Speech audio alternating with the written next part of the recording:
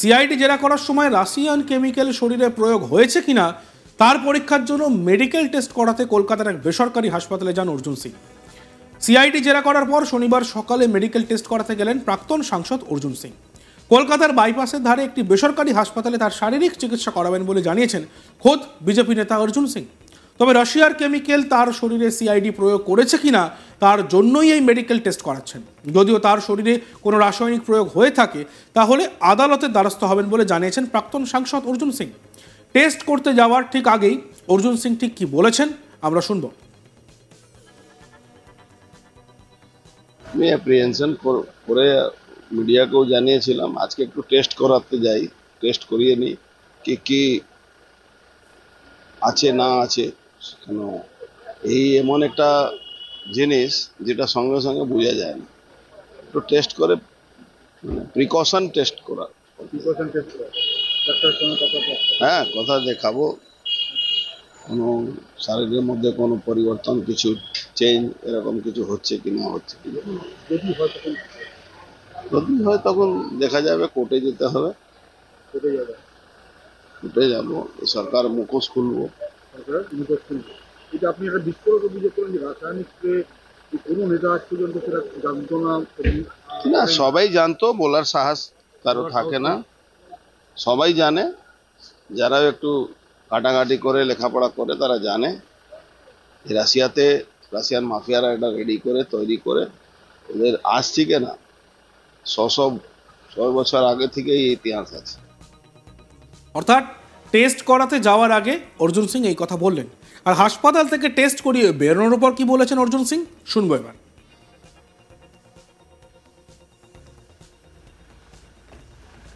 সব রকম পরীক্ষা, ব্লাড টেস্ট থেকে নিয়ে হার্টের টেস্ট, ইকো, তারপরে ওই কিডনি, লিভার সবই টেস্ট হলো। রিপোর্ট তো 2-3 দিনের মধ্যে দেবে,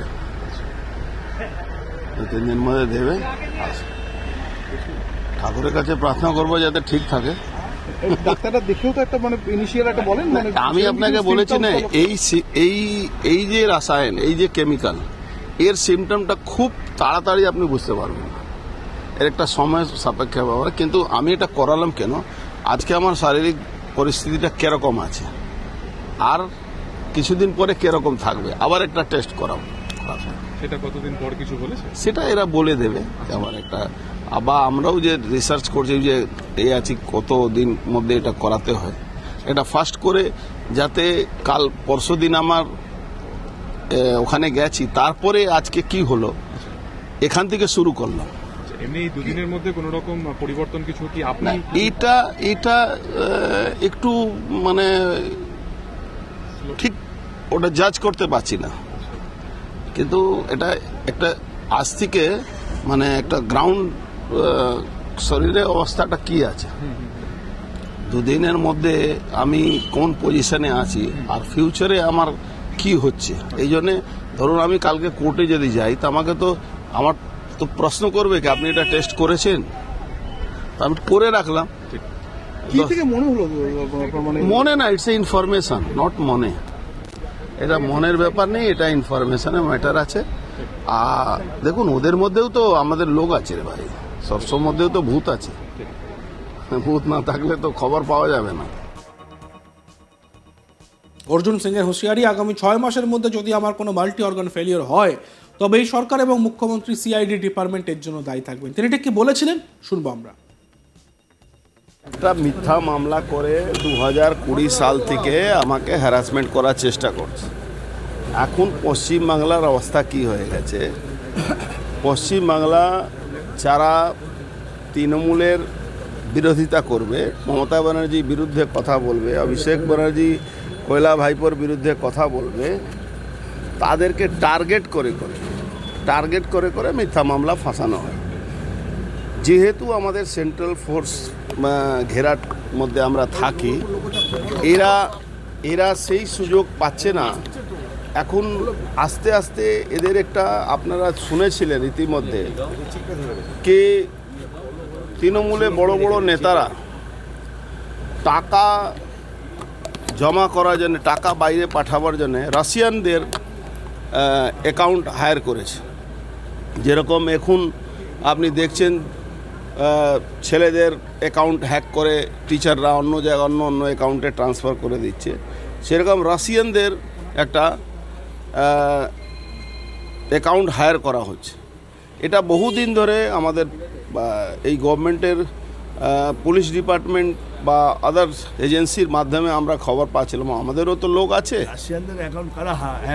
তৃণমূলের যারা নেতৃত্ব দিচ্ছেন, যারা কৈলা ভাইপো থেকে নিয়ে যাদেরকে বিনা মিশ্রা যারা পালিয়ে বেড়াচ্ছে, আপনারা শুনেছিলেন কিছু মানে বহুত দিন আগে, প্রায় 1.5-2 বছর আগে রাশিয়ানদের নামও এসেছিল। এখন শুভেন্দু অধিকারী, অর্জুন সিং মতন লোকেদেরকে এরা কোনোভাবে আটকাতে পারছে না, তখন একটা মেরে দেওয়ার চক্রান্ত চলছে। যেহেতু কোনো পাবলিক মিটিং বা মিছিলে সবসময় সেন্ট্রাল ফোর্সের ঘেরার মধ্যে আমরা থাকি, তখন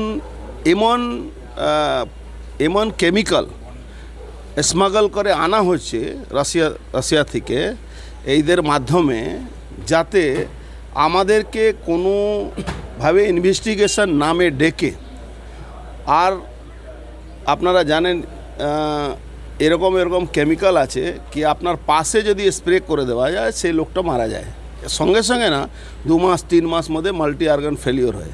এরকম একটা আমাদের বিশ্বস্ত সূত্র মধ্যে আমি খবর পেয়েছি কি অর্জুন সিং মানে আমাকে, শুভেন্দু অধিকারী, এরকম 4-5 জন আগের শ্রেণী যারা নেতৃত্ব দিচ্ছেন বিজেপিকে, তাদেরকে মেরে দেওয়ার চক্রান্ত এই সরকার করছে।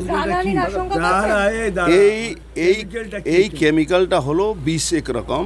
আজকে আপনার শরীরে শুধু টাচ হয়ে যাবে, ধরুন আপনাকে কোথাও চেয়ারে বসালো ওই বা টেবুলে আপনার হাত পড়লো, যদি ওখানে লাগানো থাকে ওই কেমিক্যালটা, যদি আপনার শরীরে টাচ হয়ে যাবে, তাহলে ওই 6 মাস 3 মাস পরে আপনার মাল্টি অর্গান ফেলিওর হবে, আপনি মারা যাবেন। 6 মাস 3 মাস পরে অ্যাকশন শুরু হবে। 6 মাস 3 মাসের মধ্যে, মানে এর অ্যাকশন 3 মাসের আগে বোঝা যাবে না। এই ধরনের একটা বড় চক্রান্ত আমার, শুভেন্দু অধিকারী, আরও 4-5 জনের নাম আছে, তাদেরকে করার এদের একটা প্ল্যান চলছে, যাতে 2026-এ ইলেকশনে আবার এরা ভোটে জিতে পারে। এইটা সিআইডি হোক বা অন্য এজেন্সি যেখানে ডেকে এসটিএফ, আপনারা জানেন ইতিমধ্যে বাংলাদেশের জঙ্গিদের সঙ্গে কত যোগ আছে আমাদের পশ্চিমবাংলা সরকারের, সে নানা রকম একটা ব্যবস্থা। দেখতে থাকুন আজ তাক বাংলা, সাবস্ক্রাইব করতে ভুলবেন না।